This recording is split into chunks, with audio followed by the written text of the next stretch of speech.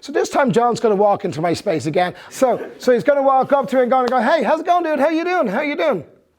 So what's going on? Tell me, he kind of backed off a bit. So he's approaching me and I'm going to go, hey, how you doing there? How you doing there?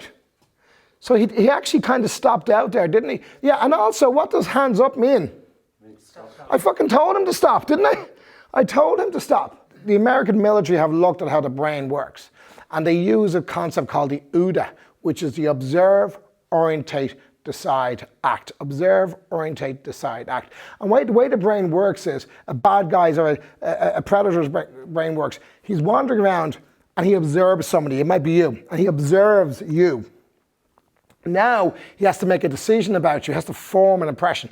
So he orientates to you.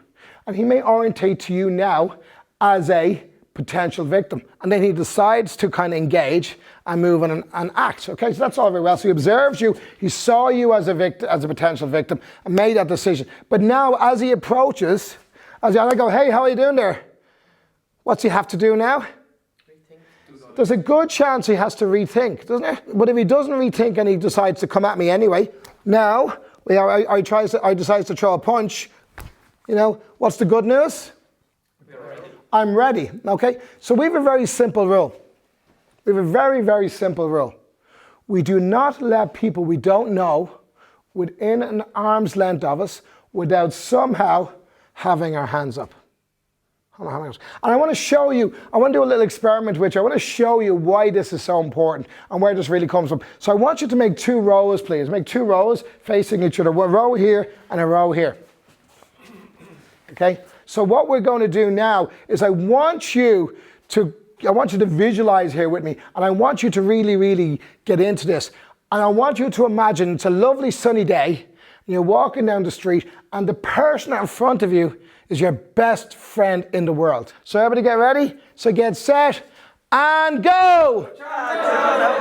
Okay, freeze.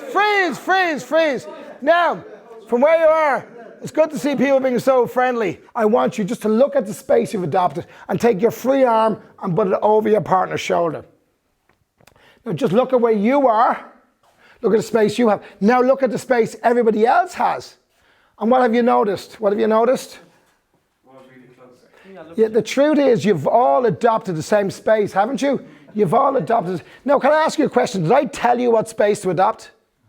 No, you all automatically adopt a space based on the frame or the belief that this was a person you knew well. Okay, now step back again, all the way back, step back a bit.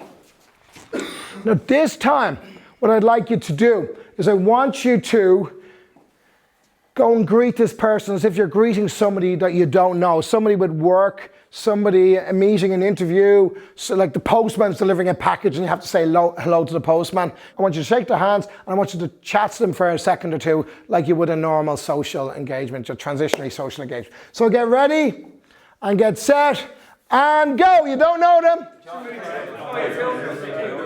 Okay, so from where you are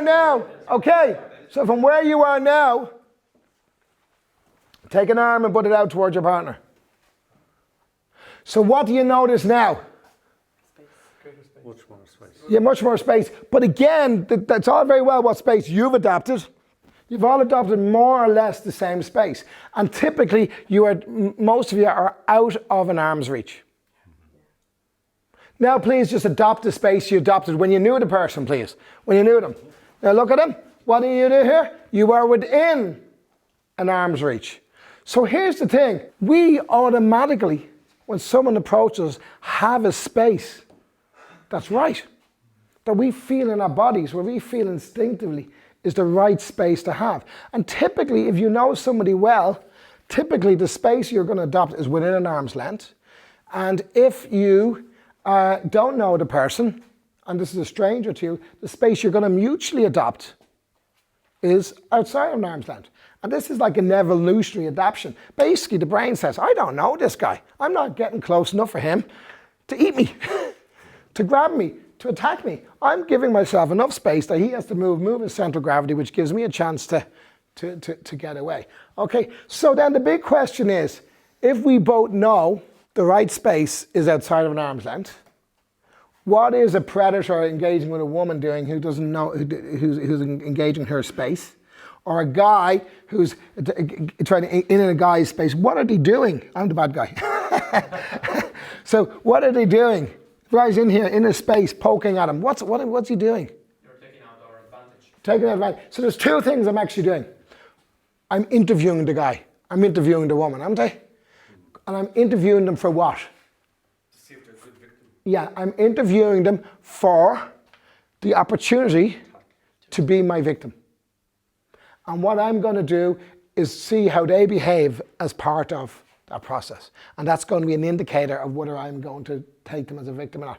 Now also, I may also be just getting a position so that I can strike or use surprise and shock to my advantage. But there's one thing that is clear. There's absolutely no benefit to us to allowing somebody we don't know within an arm's length without somehow having our hands up.